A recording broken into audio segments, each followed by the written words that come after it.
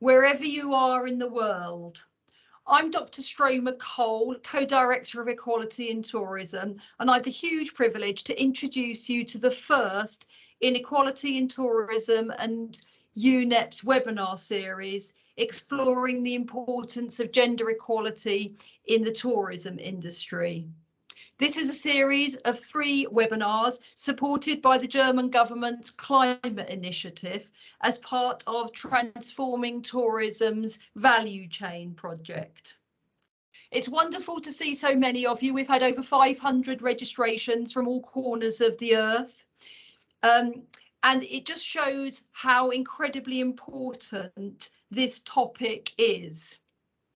There are 3 reasons for having equality for women in tourism. Firstly, to fulfil the half humanity's human rights. Secondly, to ensure sustainability and alignment with the Sustainable Development Goals. And as you will hear from the speakers today, it makes business sense too. We've got 3 fantastic speakers for you here today who have got a wealth of experience in gender equality and tourism between them. And I will introduce each speaker in turn, and they'll have 15 minutes each to speak. We're going to take all the questions to all the speakers after they've all finished, in what I hope will be a really lively audience participation. Please submit any questions that you have via the chat function. If your question is to somebody specific, please state their name as well. And if you are watching the chat function as it goes through, please give a thumbs up to any questions that you think are particularly important. The chat is being monitored to identify important and popular questions. So, without further ado, our first speaker today is Dr. Lucy Ferguson. She's a consultant to both UN Women and the UNWTO, and she's produced guidelines for gender mainstreaming in tourism. She's going to present about those here today. Lucy, the floor is yours. Thank you very much. Thank you for the invitation. I'm very happy to be here with you today. I'm just checking that you can see my presentation. Yes, we can. Okay, great. So I wanted to talk a little bit about from theory to action. I think as Stroma's already indicated, we know why gender equality and women's empowerment are essential, both for the tourism sector and for broader sustainable development. But what we haven't been able to do so much work on so far is, okay, so how do we achieve that? And I'm very happy that many years on since the establishment of equality in tourism, since the first global report on women in tourism, which was published in 2010, we're getting much closer to understanding that. So how did we get here? I want to focus specifically on the work of the UN World Tourism Organization, UNWTO, and their work on gender equality, which, as I said, has been in stops and starts as progress on gender equality tends to be. We get some funding, we do a project, and then there's a gap and a space, and then things take a long time to evolve in that sense. So the first global report on women in tourism was published in 2010. And then the second global report came out in 2019. So as you can see, that's a long gap between them where we had to try and find funding. We had to work with different partners to get the project together and get collaborators and really convince people that this was a key issue. Since the publication of the UNWTO, the second global report, I feel like we've had a lot more momentum in this field. And things have started to move fast. Partly, we had the very concrete document, the Action Plan on Women in Tourism, which sets out the key thematic areas of the global report for women in tourism and what are the really strong recommendations, strong and clear recommendations. And that really has been picked up both by the public and the private sector. So where are we now? So very recently, as in a few days ago, this publication has finally been released, which I produced for UN Women last year, Advancing Women's Economic Empowerment in the Tourism Sector in the COVID-19 Response and Recovery. Excuse me. So it explores the impact of the pandemic on women's economic empowerment. It shows what we all know, anecdotally, research-wise, and in every sector, but particularly in tourism, how women have been disproportionately affected because of the pre-existing gender inequalities in the sector, and also the overwhelming number and proportion of women in the tourism workforce. And it looks at some concrete responses around the world and identifies some preliminary ideas around good practice in the COVID response. And now we're moving on from the response, we're moving to recovery, and also kind of like, what does the world look like next? What does the tourism sector look like next? And what does gender equality look like next? So I'm very pleased to be a part of the Centre Stage project, which is a UNWTO project, and the partners are UN Women, and it's funded by GIZ, the German International Cooperation. It's currently just running from 2001 to 2022, and there are 4 partner countries: Costa Rica, Dominican Republic, Mexico, and Jordan. And we really hope that this is a pilot in the sense that it will take off. But these are our kind of our pilot countries and our partner countries who are collaborating very actively in this project. Each country has now an action plan for gender equality and women's empowerment that they're committed to implementing and monitoring. And we also developed an introductory training on gender equality and women's empowerment, which is not available online, but is a virtual training right now, which can also be done in person. And then the thing that I think, one of the things that had the most impact is we developed and implemented a training of trainers in each of the 4 countries. The Latin American countries were in Spanish, and the Jordanian one was in Arabic. And we trained around between 15 and 20 people from the tourism sector in each of those countries. And the idea was that they are now trained to be able to deliver this basic introductory training in their own language in their country. And each person who participated in that training of trainers committed to delivering the training to a further 20 people. So this is why we're really trying to build this multiplier effect, whereby in these 4 countries, now all of those people who've been trained by us will go on then to deliver the training, and hopefully also use that as a kind of advocacy tool, and to get people really into the topic and really starting to take it seriously, and creating new networks and new projects that go beyond the kind of top-down approach of UNWTO. And another major output has been the gender mainstreaming guidelines, as Stroma already mentioned. So we have the public sector, which is not the focus of this webinar. So I just talk very briefly to let you know that this is very much about gender mainstreaming and how it applies to public institutions in the tourism sector.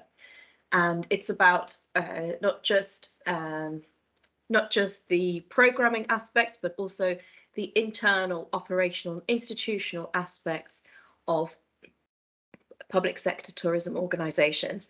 So I will be sharing the links shortly after my talk, and I invite you to please read through the public sector and the private sector guidelines. I'm going to talk to you a little bit now for the rest of my presentation. I have around 7 minutes left to talk about the gender inclusive strategy for tourism business. So this is informally the gender mainstreaming guidelines for the private sector. The point here is to help private sector tourism enterprises. I want to stress it's not just large companies, it's absolutely not just multinationals. We are also talking about any sized company. Any sized company can start work on gender equality and women's empowerment, no matter how small the step. Everyone has the same opportunity to do this, and it really isn't only for large private sector companies by any means. So this is kind of tied in with the women's empowerment principles, with increasing ESG, environmental, social and governance reporting, and legislation, new EU legislation on due diligence and supply chains. We use the framework of the WEPs, the UN Women Empowerment Principles, as a guiding framework, but also integrate that with the UNWTO general approach and the thematic areas of the two global reports. We try to keep it within the same themes as before, although we use the WEPs as a conceptual framework. We encourage the private sector tourism companies to take 4 steps. First of all, secure high-level support for gender equality and women's empowerment. We all know the importance of senior management support for any kind of political change, any kind of transformation that takes place within the organisation. So this is really the first step to make sure that those who make the decisions and those who have the money and set the budgets are on board with this, and to commit to the women's empowerment principles and to sign them. Secondly, there are various ways that companies can assess their current progress on gender equality. One particularly helpful tool is the gender analysis tool, the GAT, which again, I will share the link for you, and you can go there. That's a free tool that you can use to assess your progress on each of the different areas of the women's empowerment principles. In terms of tourism, more specifically, we move here to step 3. This is about allowing opportunities, a very simple and accessible way to review your own progress on what you've done so far, or what you're planning to do in terms of each of the thematic areas. And then finally, the guidelines provide you with a template for developing an action plan for gender inclusive tourism. As well as that template, you have examples for each of the areas to support you in filling that in. So we hope that we've created some guidelines that are accessible, practical, and usable. This table here, all of this is within the guidelines, so it's not really intended for you to read this in detail now. I'm just giving you an overview of the kind of things that you can find there. What we do is we link up the 7 women's empowerment principles, the WEPs, we link those up with the thematic areas. So as you can see here, for example, the area of employment would be decent work for women. This is where we expect the private sector to make a contribution. And then here you can see how that relates to the different women's empowerment principles 2 and 3. I'll also share the link to the manual on the WEPs if you're not familiar with those, so you can see. But you should be able to really use the guidelines produced by UNWTO to understand the WEPs, because the principles are all included there. Here are the thematic areas: employment, entrepreneurship, leadership, policy and decision making, education and training, community and civil society. And we add measurement, which is not exactly a thematic area, but became a thematic area after the second report, because we realized that the real lack of data that we have on sex disaggregated data we have for the tourism sector. So we really need that in order to be able to make policy and make evidence-informed policy. Private sector also is responsible for collecting this data. So you can see this in more detail, how these map onto each other in the guidelines themselves. Here is the list of the 7 women's empowerment principles, which again you can find in the guidelines. And this is the WEPs journey, which is the process that you will take when you become a WEPs signatory. There's more guidelines for all of this, both within the document, and you'll also find sources on how to learn more about the WEPs. So this is now when we get to stage 3, and this is what is very specific to the part about you assessing your current practice on gender equality as a private sector company. So you will find for each of the 6 thematic areas, including measurement, you will find a simple checkbox with a number of questions about what you're already doing, and you can just answer yes, no, in progress. So this will allow you a really easy checklist to see what you're already doing and what you can work on. You'll then be able to identify what areas you're not working on and which of those you want to prioritize. So this is, for example, the checklist for employment. It's just 4 questions. Here is the question for entrepreneurship. very much about the supply chain, how you engage with the supply chain, to what proportion of your suppliers are women-owned businesses and diverse-owned businesses, for example.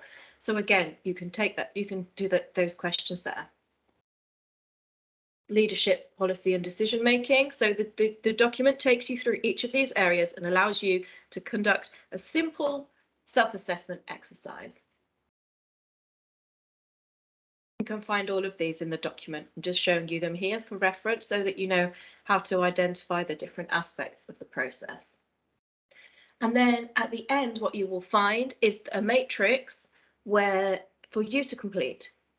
So for each, I've just given you 3 examples here of 3 areas. So for each thematic area, you can identify an objective, what actions are required, how much money that's going to cost, very, very important, how much it's going to cost, so that you can include that in your budgeting, because we know that gender equality and women's empowerment do not happen without proper resources, both financial and human resources.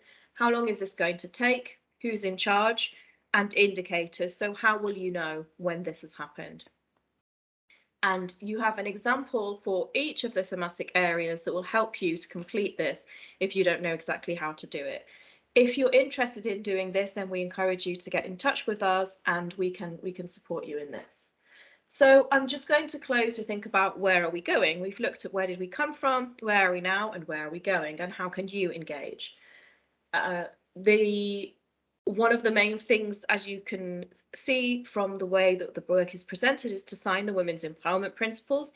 That gives you access to a lot of support from the UN Women Accelerator Programme. There are various different programs in Asia Pacific. There's a big program, We Empower Asia. So joining the WEPS network is a way to get engaged in this. If you haven't started your gender equality journey yet, we encourage you to do so by taking some of the simple steps that we set out in these guidelines. And if you're already doing it, then we encourage you to reflect on what you've done so far and think about what more you could do. And really, we would love you to get in touch with the Centre Stage project. I leave you the email address here, and I'm also going to copy all of the links now and share them with you in the chat. So thanks very much, Stroma. I hope that was a useful presentation, and I really look forward to hearing from you, your questions, and also strongly invite you to read through these documents in full. Thank you very much. Brilliant. Thank you, Lucy. I think every company in tourism has got plenty to get started on working on their themselves a more gender equal company. We're catching up with the lost time at the beginning of the webinar, so straight on to our second speaker, who is Dr. Heather Jeffrey, who's speaking to us from Dubai. She has co-edited a book on gender violence and tourism, and is keen for everyone to be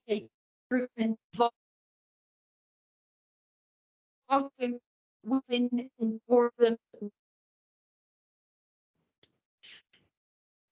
tourism.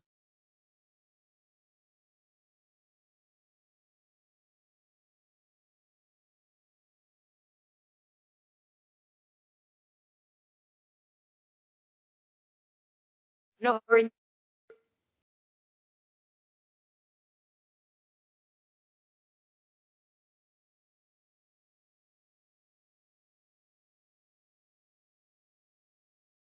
Hi everyone. I'm not sure if you can hear me, but I think that I'll just take over from Stroma for the minute. So hopefully you can hear me.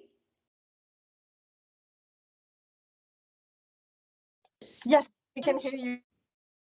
You can, great. Okay, so hi, my name's Dr. Heather Jeffrey. I'm based here in Dubai at the University of Birmingham in Dubai. I'm also an associate for the charity Equality in Tourism. And as Stroma rightly mentioned, a couple of years ago, I edited the book Tourism and Gender-Based Violence. So today I'd really like to present on that topic, and I'm going to use some of the findings from the book as well to try to provide some solutions or potential options to think about for a variety of different businesses. So I think firstly, I'm going to try to build a little bit on Lucy's presentation on the gender inclusive strategy for tourism businesses and show how what I'm going to discuss links to that, and perhaps provide some examples of how it can be applied within a business context in the tourism industry. So I think that it's really important to understand how gender inequality actually manifests itself in tourism in order to create change. And a really powerful way of doing this is by telling stories.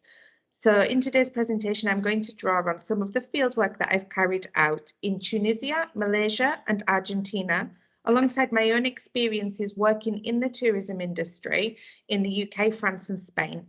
And I'm going to use these experiences and fieldwork to tell stories of some of the women that I've met along the way. I'd like to also take the time to explain why tourism is unique, because I think quite often academics and practitioners alike ask why we need particular frameworks and research and particular focus on different topics, and why it should be particular to tourism and not just for every industry. And so I will look into why we need a gender focus, arguably more than other industries, by looking at the links between gender-based violence and tourism. And I will also look at how work-life balance can play a role in creating a context that really affords gender-based violence to come about. And finally, I'd like to finish off by suggesting an additional framework that might be applied, or at least the basis of this could be taken on board, but also hopefully provide some pointers as a place to start. As for many organisations that I've worked with, I think that a lot of frameworks can appear quite abstract and particularly difficult to apply. So I think if we take the thematic area of employment, which was obviously from the strategy that was previously introduced by Lucy, I'd like to try to extend this to take an approach which links employment and consumption together and highlights areas where companies can also contribute to creating a more equal environment for both tourists and workers, and offers some ideas to apply or adapt to business. I think specifically my presentation is going to speak to obviously addressing sexual harassment of women workers and also challenging gender stereotypes. So again, I'd really like to tell some stories of women who work in tourism and women who travel. But before I do that, I think it's also important to say a little bit about my own experience. So when I was 17, which was a very long time ago now, I took up a live-in position in a luxury hotel in a popular tourist destination in the UK. And I was 17 when the hotel owner, who was a man, offered to make my life easier if I delivered sexual favours. I was 17 and I was living. I had absolutely nowhere else to go. And so I think here that there isn't another industry, or there are very few other industries that really facilitate this type of power relation between employer and employee. And that's something that makes tourism particularly special. It's also something that makes it not a problem in developing countries, it's a problem everywhere. So this was something that happened in the UK. It could have happened anywhere, and it's definitely something that we all need to focus on. So I'd like to tell a few different stories of a few different women that I've met. So Marina wanted to explore Latin America. She was 21. She wanted to feel free to explore. She wanted to be free of the prying eyes of society and her loving parents. She planned a trip to a neighbouring country where they spoke the same language. Some of her friends that she went with left halfway through the trip, but Marina stayed. She stayed with one other friend. Marina and her other friend, Maria, were both murdered. Everyone blamed her parents for letting her go. They blamed her as she shouldn't have been there alone, even though obviously she wasn't. She was there with her friend, but her friend didn't count because her friend wasn't a man. Sarah checked in and she locked her doors, but in the middle of the night, she started to hear a rat-a-tat-tat. She ignored it and it went away. The next night, the rat-a-tat came back. On the third night, when the rat-a-tat came along, out of curiosity, she opened the door and discovered the bellboy there. The bellboy covered her mouth and pushed her into the room, and he raped her. The next day, she approached the police, but they didn't believe her because they thought that as a tourist woman, she was asking for it. That's what she wanted to do. Fatma is excluded from the formal tourism sector. She's not allowed to serve foreigners. She can't serve alcohol. She can't work in the nighttime. Instead, she creates intricate carpets that are sold to wealthy tourists. The money she receives is paid directly to her husband, and if she doesn't sell enough carpets, then there are problems at home. Marielle cleans rooms. Marielle earns €2 per room. If a room is very dirty, she arrives late to pick up her children from school, and her partner accuses her of cheating. He thinks that she should be at home more. She should look after him and the kids more. At work, the customers feel that they can corner her into bedrooms. The boss tells her she looks pretty when she smiles, and he strokes her behind. Sophia has been working in the hotel for 8 years, and she has seen many of her male colleagues who started at exactly the same time be promoted 2 or 3 times. It's really demotivating. Sophia is excellent at her job, but she can't do the nighttime shifts that you must do when you train as a duty manager, as she has 2 small children at home. Her boss knows Sophia will be better than many of the employees that he has promoted, but he needs her to make some sacrifices for the company. He can't show the others that she has an easy ride. So these are some of the situations that are very real and are happening to women working in the tourism industry and also consuming the tourism industry every day.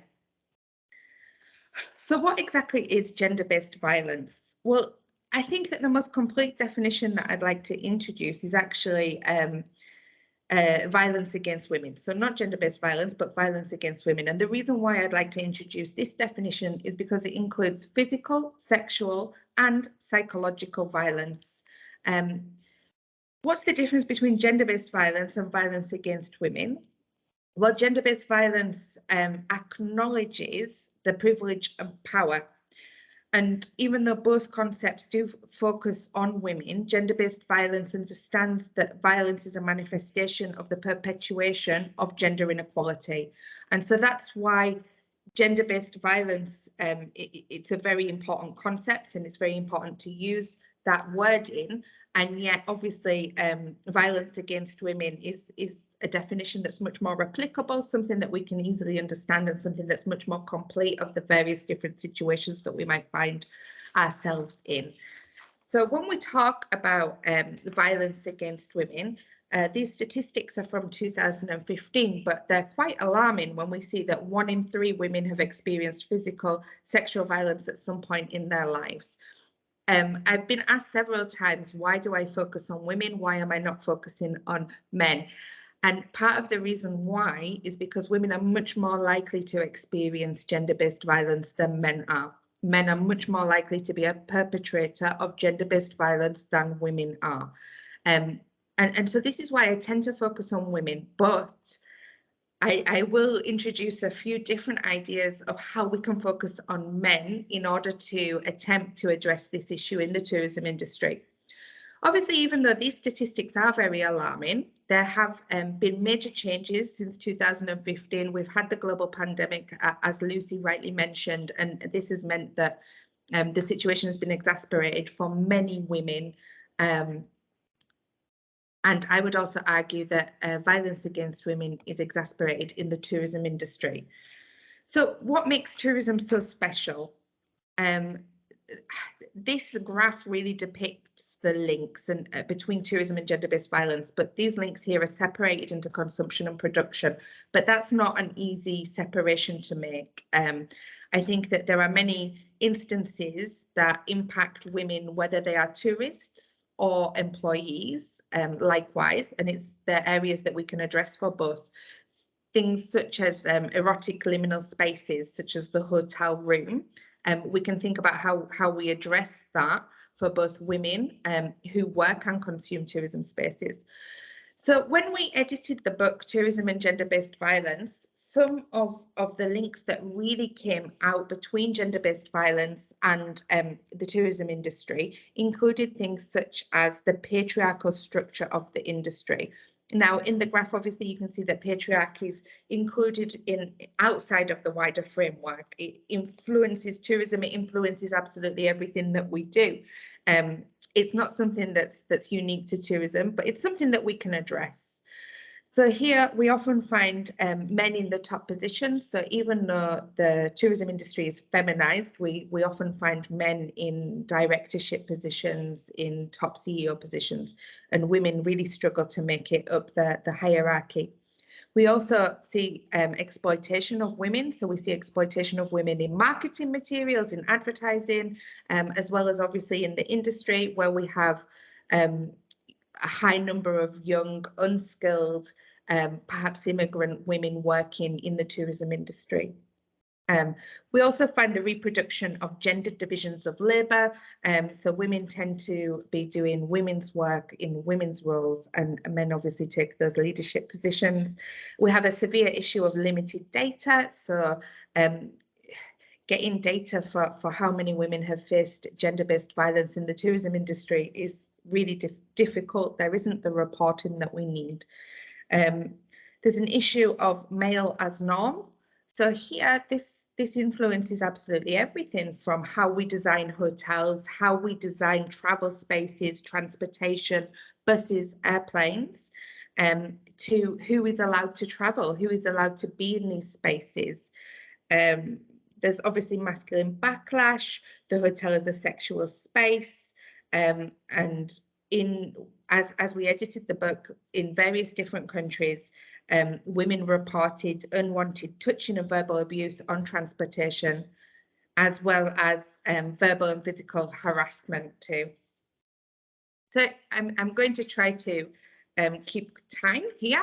Here are some of the examples of how women are exploited in marketing materials. A lot of these examples are taken from the airline industry in Europe. So you can see some of the budget airlines here using nudity and sexualization of women in order to sell flights. Why? Well, that's probably a much longer question that we would need to ask. So how exactly does work-life balance come into this nexus of tourism, gender-based violence, and work-life balance? Well, work-life balance is a big problem, especially when we think about the patriarchal structure of the tourism industry. There are obviously few women in leadership roles, which contributes to this patriarchal structure, and people with responsibilities outside of work, which are normally women, struggle to be promoted, struggle to take those leadership roles and potentially transform the industry. The lack of work-life balance tends to be a challenge for women, as it traditionally challenges their traditional caring role. It doesn't necessarily challenge the role of a man, so the traditional role of men. Many women may work in the informal sector. Obviously, the informal sector brings about a variety of different challenges for women and gender equality, but there may be some opportunities when it comes to work-life balance and some element of flexibility. So quite often women may choose to work in the informal sector, and choose here I use very loosely, as often it obviously isn't a choice. It's just the only way that they can actually work in the industry. Maternity protection is also important when it comes to thinking about work-life balance, and maternity protection is much wider than just maternity leave. It should also include things like, for example, a breast pumping room. It might even include a creche, if you could have a creche, and a whole host of other things that facilitate women to come back to work, women and men to come back to work after having children. So how can we make a difference? One of the most important things to remember is that no two women are the same, no context is the same. And so we definitely must start by assessing the local context, assessing the business, assessing where there are opportunities and where there are challenges. There's a lot of discursive work needs to be done to shift the perspectives of both women travellers and women workers, and also work in the tourism industry from something that is often deemed as women's work, which is not valuable. It's not something that that is worthy of a good salary, to something that is much more respectable. We must listen to women, and we must attend to difference and bear in mind intersectionality at the local level, and think about how race intersects with gender, as well as a variety of other intersecting characteristics. And we have to work with men as well. So I think the whole idea of rather than telling women not to get raped and telling men not to rape is very powerful, and it's something that we should definitely be focusing on. And here there's an image of Las Kellys, which is a very good example of how women can come together to create collective power. So again, we can focus on a few different areas such as unionisation, and creating and supporting platforms for collective action. We need to focus on reporting and believing women, so we can listen to women employees in the context that they're in. We need to think about how women's work is viewed by paying a decent wage, providing formal training, and also assessing recruitment advertisements. We need to think about the sexualization of women, and we also need to tackle masculinity, so we can undo gender in training and work with men too. And I think on that note, I will end and just ask you to think about what you can do. Thank you very much indeed, Heather. Sorry I had to rush you there to keep us all to time. But I think that you did very well in highlighting some of the important things that companies need to do, cognizance of context, ensuring that there is important reporting and guideline structures. I think that you pointed, as Lucy did, to the lack of data, sex disaggregated data will help to inform these things, paying women a decent wage, thinking about women returners to work and what facilities we provide for them, and making tourism contracts more family friendly will help with their work-life balance. And if their work-life balance is better, their home life will be better, and they may well be protected from violence at home as well as work through that. So an awful lot there that of ideas there to introduce how to keep women in tourism safe. We have got a third speaker. I do hope, Teddy, you have managed to join the call. Are you there? Teddy? But I'm speaking via Maya's WhatsApp. Can you hear me? Yes, we can hear you. And I have her on the phone because it has rained like quite a lot in our place, so the connection is really bad, but we have managed to have Teddy on the phone, and I will be sharing the slide on her behalf. So yeah. Thank you very much. So our third speaker is Teddy Chua, who joins us from Tanzania, where it is raining so heavily the internet connection is down, and she's joining us by phone. Teddy manages a social enterprise lodge in Moshi, and she's going to explain to us why women in tourism includes the local community and how involving them brings a range of benefits which are essential to ensure gender equality in tourism. Teddy, the floor is yours. Thank you very much. Thank you very much. Good morning, good evening, my good people around there. My name is Teddy Chua from Tanzania, Kilimanjaro. I'm so honored to participate in this beautiful event today. Welcome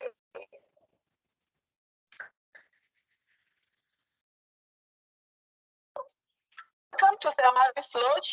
This lodge located in Moshi, Tanzania, where we have 25 guest rooms located 45 to 1 hour driving from Kilimanjaro International Airport. Many of our guests who come to stay with us, they're most climbers, and then they do safari. And this has been a wonderful center to improve women's life and also their children. Next, please.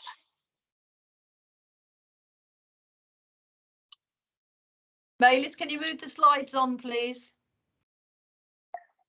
Yes, I'm on to the next slide. Can you see? No. Yes, can I have the next one?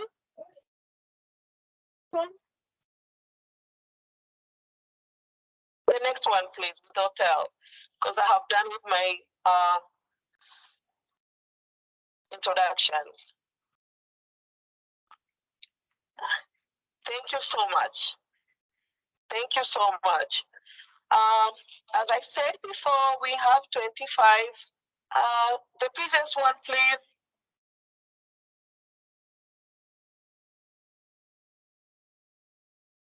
Excuse me.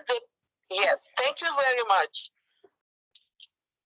As I said before, we have 25 guest rooms, and our mission is to help the mother and the kids. We have been very, very successful with our mission that we managed to provide education and meals during the day to 336 kids with their education. All the stationaries get paid off. So what they do, they just come to school. And this is where we started to notice that we will have to go further than the education, as most of our kids, end of the morning, early in the morning, they come back starving, and we thought it's good to have to empower their mom and grandma, so we can be sure they get dinner in their houses. As here, they come only for education, but they go back home to overnight with the family. And most of our kids, they are raised with a single parent, which is grandma and their mom. This is the example of the picture of our beautiful kids, and the school has established in 2010, and we give them opportunity to learn everything is in English except Swahili as a subject.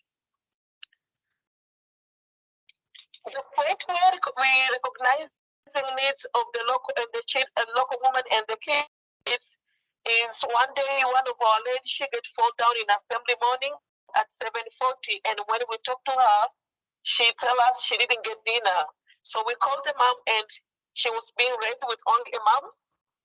And when we talked to her, she was crying that she has a lack of education and nowhere she can get job. So she needed to be empowered so she can manage to raise the family.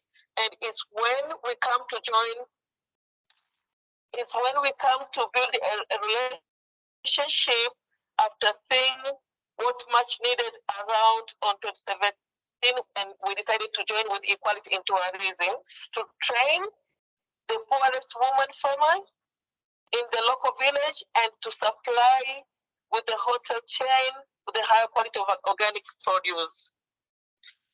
And since when we started, everything went very good. We managed to supply Stella and other few hotels around. And when the COVID came is when we faced a challenge. But before then, everything was very good. We have been given them land. Equality in Tourism provide them land and training after a time, fertilizer, and make sure they produce a high quality vegetables and other stuff. This is the example of the mom who bring us some stuff here at the hotel, and we're making sure everything is good, and our guests, they have been very happy about it. also to work with this organization, it makes my job easier, as I don't need to go to buy stuff in the market with individual people. All I want is to place my order and they deliver it here.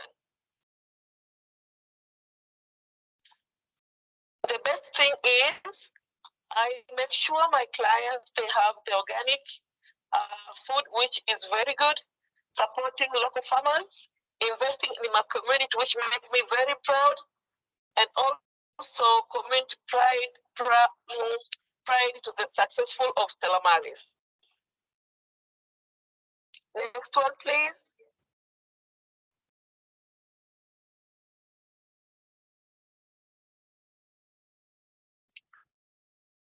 Next one.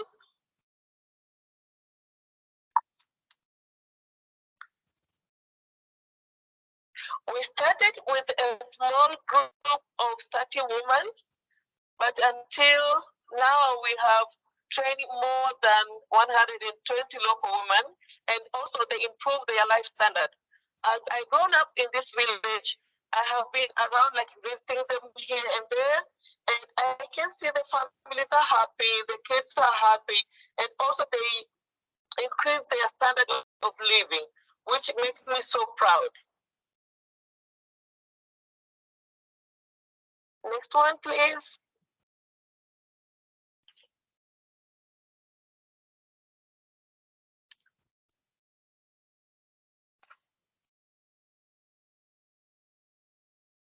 Excuse me. Can I have the next slide? Yes, you should see the one creating a market, welcoming local students. There might be some delays. Okay.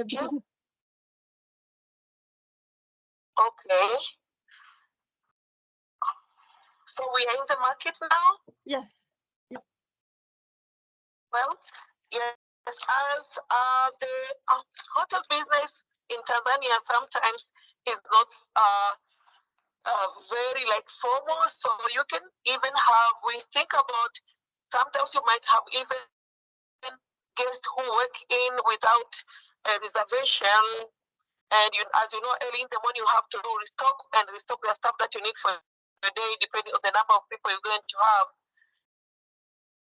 But we do have some people who shown up without reservation. So we think about it, and Equality in Tourism come up with the idea that we need to have a shop or a market where if I run out of stuff, I can just run or call at any time, and they bring me a safe and secure product. So we are guaranteed that all the time we can have stuff we need without any delay or any stuff that is in low quality. So the shop has been there and it's helping us a lot. So we find it is good for the ladies, for the woman, and also is good for the hotel investor, as both of us having our job easier.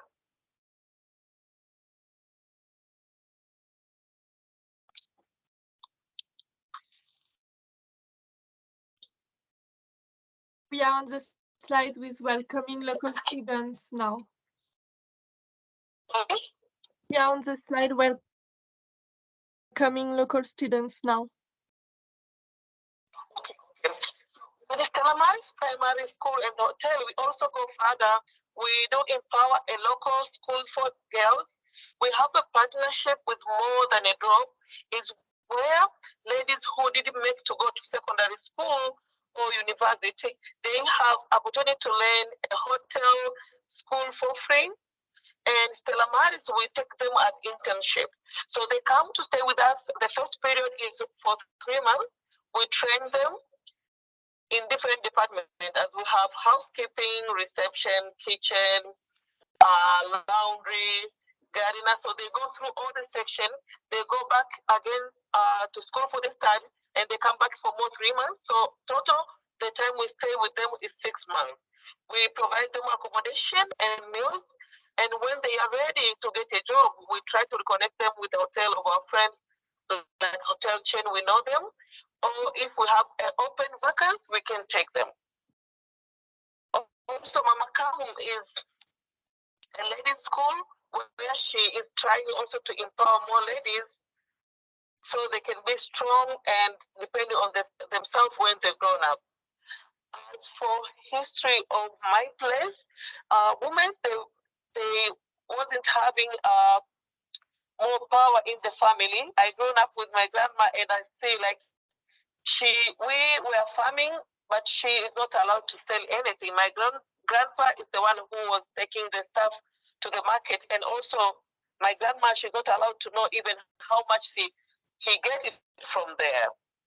And the idea of empowering women, I get it from there. As I say, it's good to understand ourselves, what we want to do. And I believe the most wonderful time for the woman is when she can know or take care of her kids and herself as well. I have seen my sisters struggling with like some random jobs and raising their own kids by themselves. And once they have something like organization, the one we are having is very good for them. Give them education, as most of them they don't have. Give them time to manage themselves and organize their money for their families.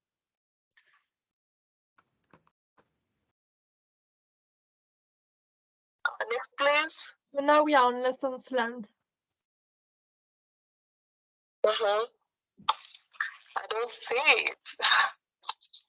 It's the communication. With the connection, there might be some delays. There might be some delays with the bad connections. And now we are on lessons learned. Start with women. Okay, now I can say thank you very much. I say empowering women is the best way to raise the standard of living for the families and the community as well the whole. And I really agree with this one because we have the example of the women here from my grandma. She's the one who raised me and everything was depending on her. And she didn't have anything to make money. She didn't have authority to sell it like a goat or maize or coffee when we grown up. So the idea of coming to empower women is the best, and I think it's the way we can go. Also, Stella Maris, we come to be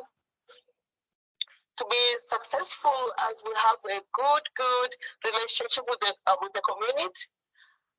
As when we're taking our kids, depending on the one who really need most around the area.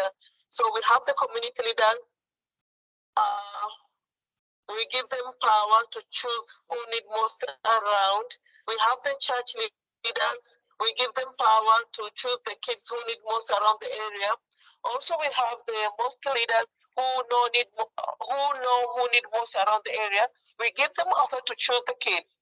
Bring them to the church, and we assign them to stay with us for the period of 2 years of primary, pre-kindergarten, and then we bring them to the primary school for 7 years. And that builds us a strong relationship with the community, and they are very, very happy and proud to work with us.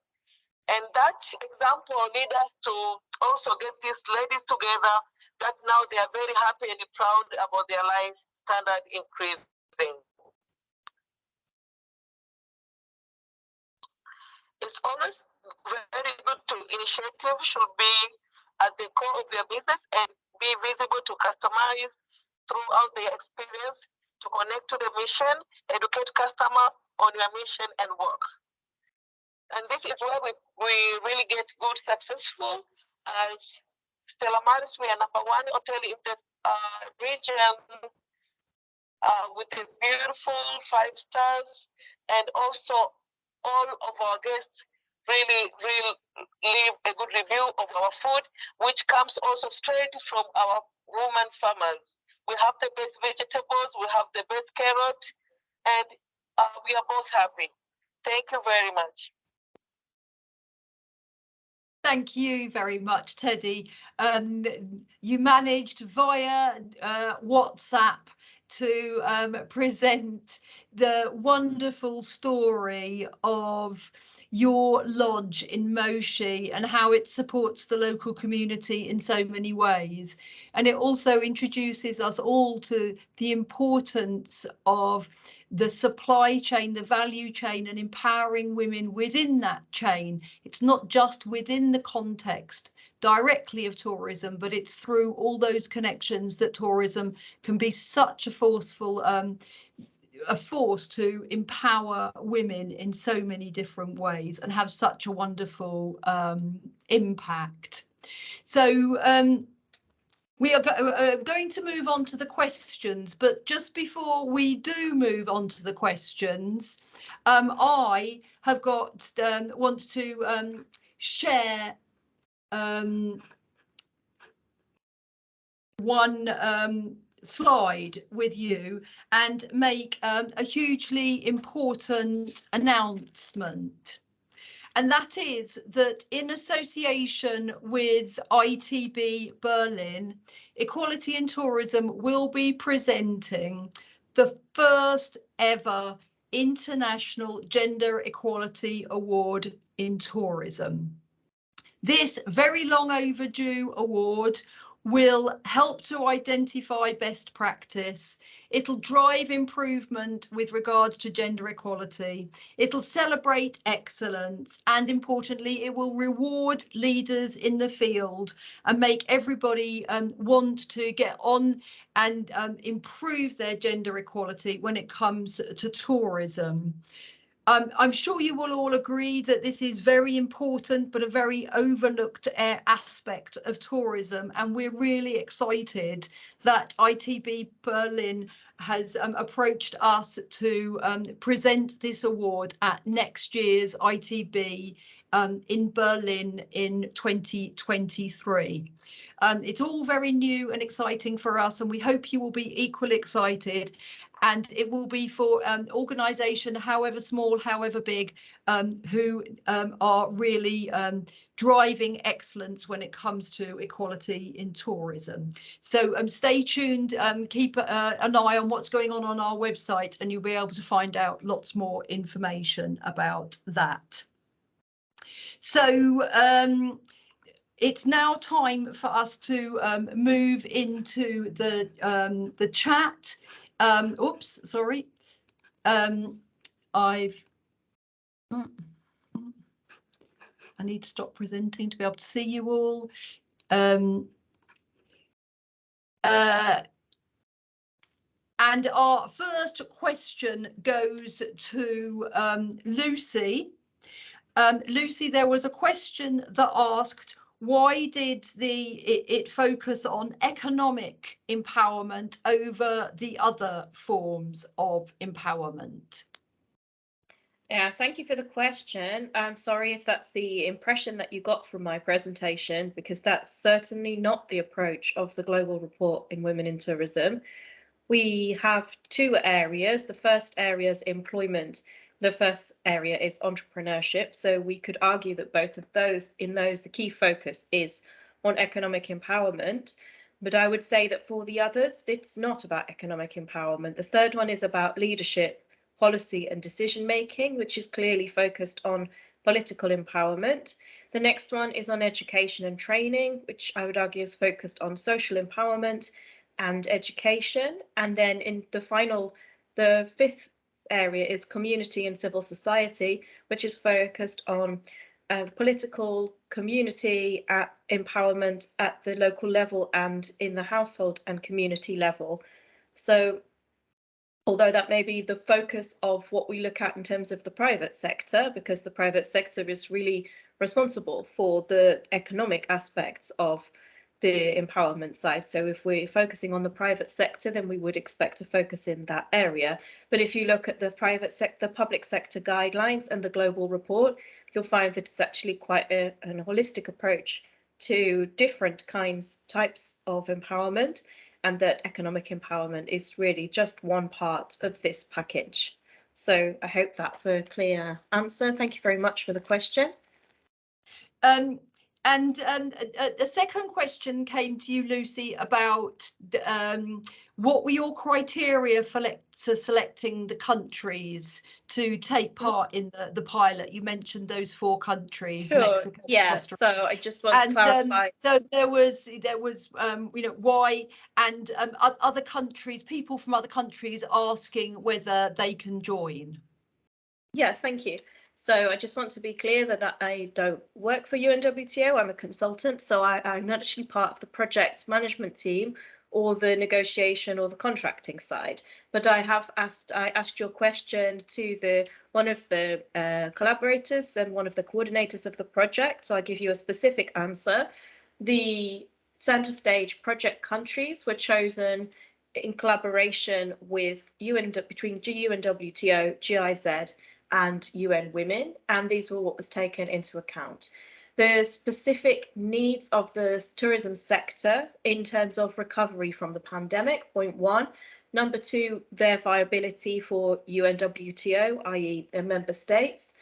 And the third criteria was that they were in the 2 regions in which tourism activity could have the biggest impact in this field, in which case it was the Middle East and Latin America. As I said, this is a pilot year, so we're really hoping that this project will take off and that this will be something that really develops into a big program that other countries will have ways to join in. We don't have a formal mechanism to apply to join right now, but again, thank you very much for the question, the colleague from the Philippines. I am very excited that you would like to have a training of trainers in your country. We do have the training materials, but what we don't have right now is a formal mechanism for offering this training of trainers to other countries. However, again, I've been in contact with the project, and what they asked us to do, please, is for you to get in touch with the Centre Stage project at the email, which I believe has been shared in the chat, and tell them what your needs are and what your interests are, and we can get back to you from there. So thanks very much for the enthusiasm and the interest. Brilliant, thank you, Lucy.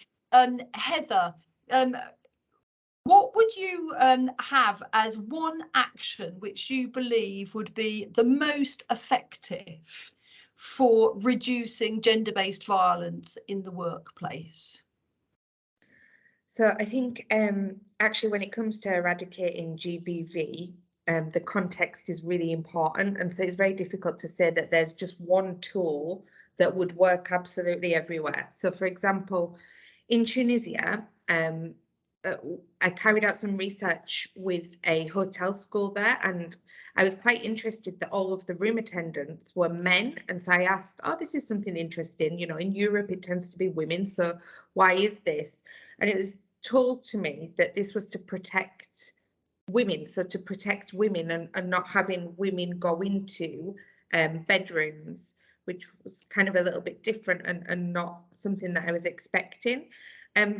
So there I imagine that there's a lot of discursive work that needs to be done under on understanding foreign women and how to deal with foreign women, and also foreign men and issues of morality and deviance, for example. Obviously in the UK that would be different because you have primarily women going into rooms, and that's because it's deemed women's work, and women's work isn't something that's valuable. And then gender-based violence is very much linked, I suppose, with the opportunity of having this enclosed space, this sexualized space, with also the idea that this job isn't something that's worthwhile and the person who's doing it isn't worth anything. And so it's very, very different, and the issues are different.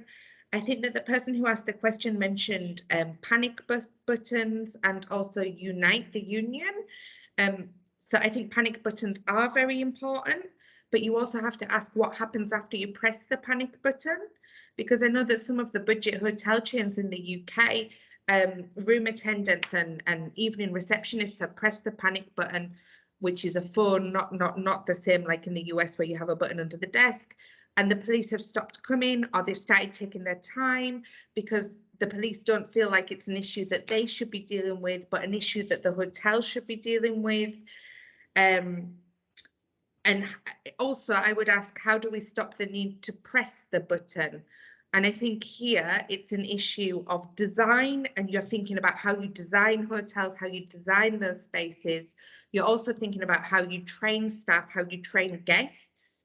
So should we be telling guests and training guests how to behave in the same way in which we train them not to wash their sheets all the time, not to wash their towels all the time, you know, leave the towel in the bath if you want it washed. Well, don't touch the room attendant's bum if you want your room cleaned. I'm not sure. That's perhaps something that hotels could be looking at. How do you train your staff? How do you train your guests? But essentially, I don't think there is just one thing. I think it's multiple things, and I think it very much depends on the context. And the first step is understanding what gender is in the context where you're operating. What are the impacts that your business is creating on gender, and then how can you address that from there? Okay, thank you very much, Heather. How far does this extend, would you say, to other minorities, LGBT, for example? Oh, completely. I have quite a few family members who work in the Merchant Navy, and somebody was telling me the other day about a female room attendant who was getting harassed, not just because she was female, but also because she was a lesbian, and she was being harassed by her other workmates who perhaps didn't understand this as harassment. So I think there's also a lot of work to be done on actually what is harassment.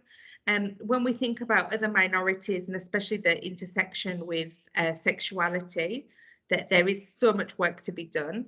But I think first we have to start understanding what those intersecting characteristics are in the context we're in. How is race played out in the context that you're in?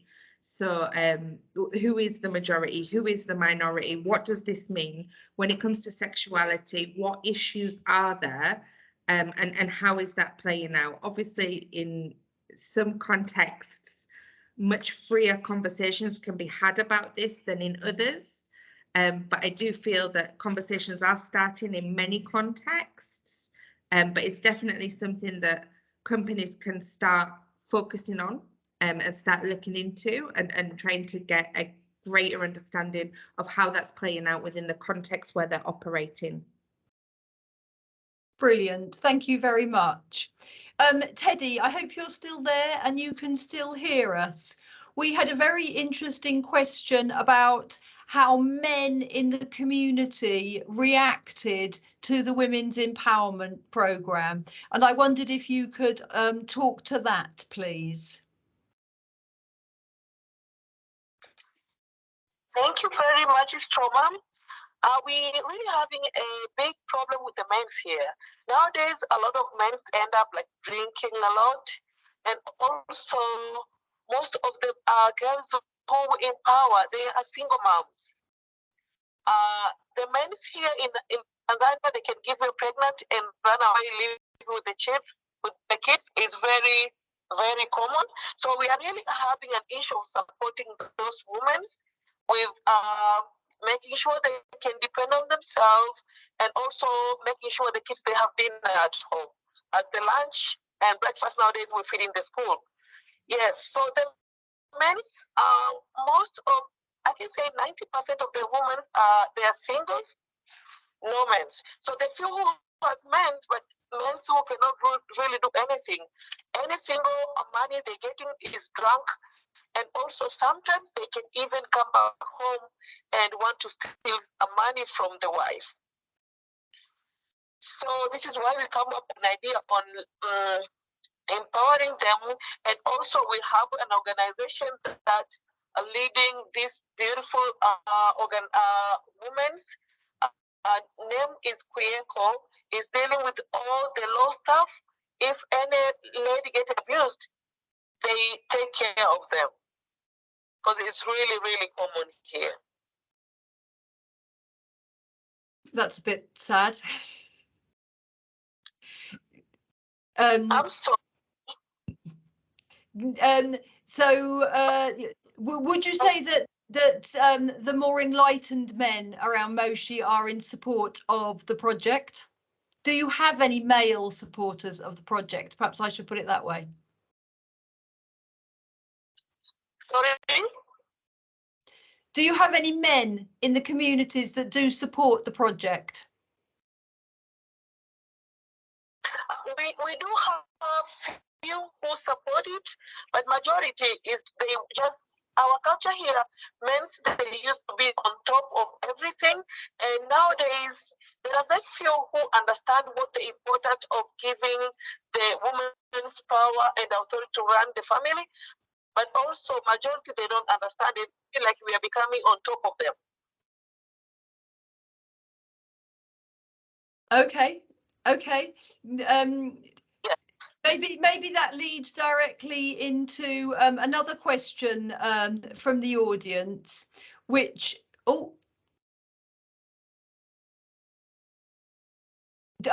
so a comment also that there's been when we set out with the project in Tanzania. We were working, and we still do work with an organisation, a legal aid organisation. And one of the things that the first women that we talked to, and we wanted to know what empowerment meant in their eyes. And in their eyes, empowerment was freedom from gender-based violence. And we therefore worked together with Quaco to try and put that at the heart of the programme. And they have since done research, and it has shown that in those villages where the project runs, gender-based violence has decreased. So men might not be necessarily supportive of it, but certainly that their support is shown by less violence towards the women in those villages, which I do think is hugely another hugely important part of the project. But the fact that men that not a lot of men are involved leads me on to a question asked by Benjamin, and any of you can answer this one. He says, it's clear from the audience that equality in tourism is still not mainstreamed, but for too many, it's a feminist issue. So how can gender equality be mainstreamed as a necessary priority in tourism, travel and hospitality? Lucy, do you want to, if all of you think about it, maybe Lucy, would you like to try answering that one first? Yeah, sure. Thank you very much for the question. I can certainly respond in terms of how UNWTO and the Centre Stage project is trying to address that. Our training of trainers is not for women, it's for people working in the tourism sector. So anyone who has an interest in this topic, so we had lots of men attend our training of trainers. So we now have lots of men trained in order to go and deliver this introductory training. And also we ran a pilot course of the introduction to women's empowerment in the tourism sector. And that course is not for women either. It's for the sector. It's for the public sector, the private sector, and civil society. So we actively encourage men to take part in these courses, to educate themselves, especially in terms of senior management, so that we bring in as many senior level people as possible into this, particularly senior men, and that they take the training and then that they also become trainers, because it's really important that we have male trainers and male allies in this project. So yes, it's not, I mean, it's a long journey in terms of getting this to be a concern for everyone working in the tourism sector. But I think that the needle is shifting. So thank you for the question. Thank you, Lucy. Heather, have you got an answer to how best we can mainstream it so it ceases to be a feminist issue? So I think obviously we can all be feminists, so men can also be feminists, and absolutely. I think that's really important. I think there is a generational shift. So I think depending on where you are in the world, some men are definitely viewing gender inequality as their problem as well as women's problems. So yeah, I think that, I mean, obviously we have to be careful who we talk to and how we talk about it.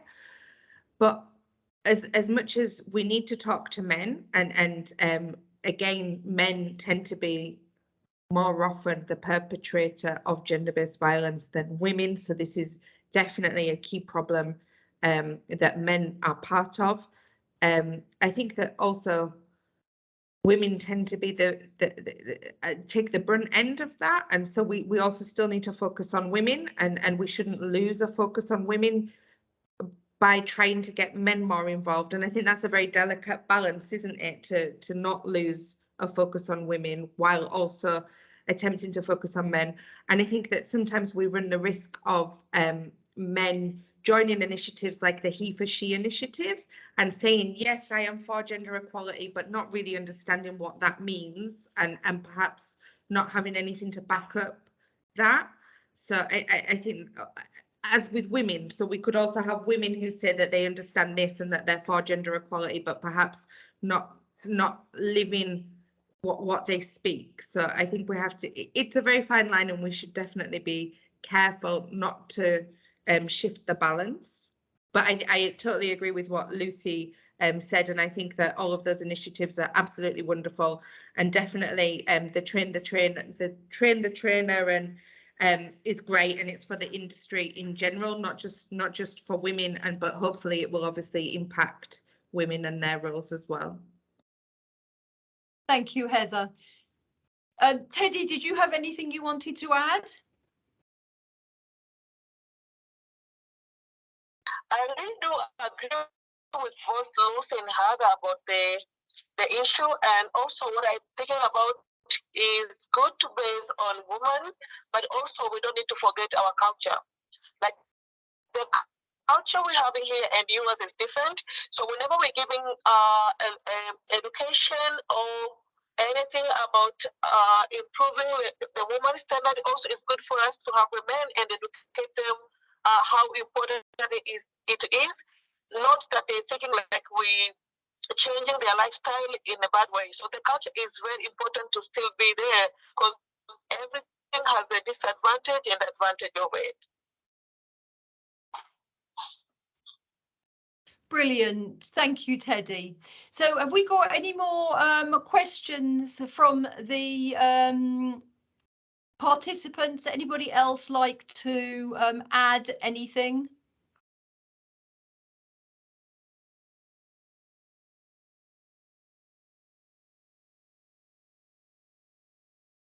Okay, maybe, oh, we've got a guest putting their hands up. Somebody saying it's wonderful. It looks like somebody called Lucy, who is a guest, has a question. Please go ahead, Lucy.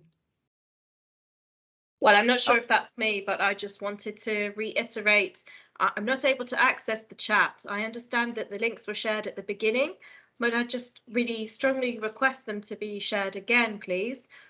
Also, the private sector guidelines link, please open that, the public sector guidelines, the project webpage, and also the email address for if you're interested in more engagement with this project along the lines and into the future, then please use the email address that should be in the chat again now, hopefully, to engage with us. And thank you very much for the interesting engagement.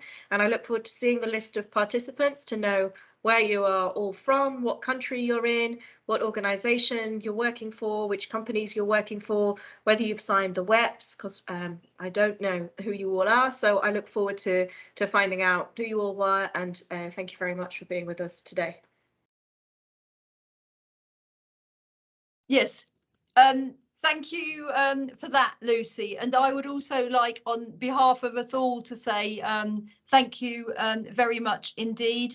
Thank you to the speakers, Teddy, Heather and Lucy, to UNEP and the German government for including this topic in their Transforming Tourism project hugely important. I'd like to thank you all as well. 150 something when I was last saw the number, 166 plus people who are out there listening. Thank you very much for your participation as well. You will see there, I hope this is the screen that's being shared, that on the 7th of June, we have our second webinar, which is going to look at gender and resource efficiency.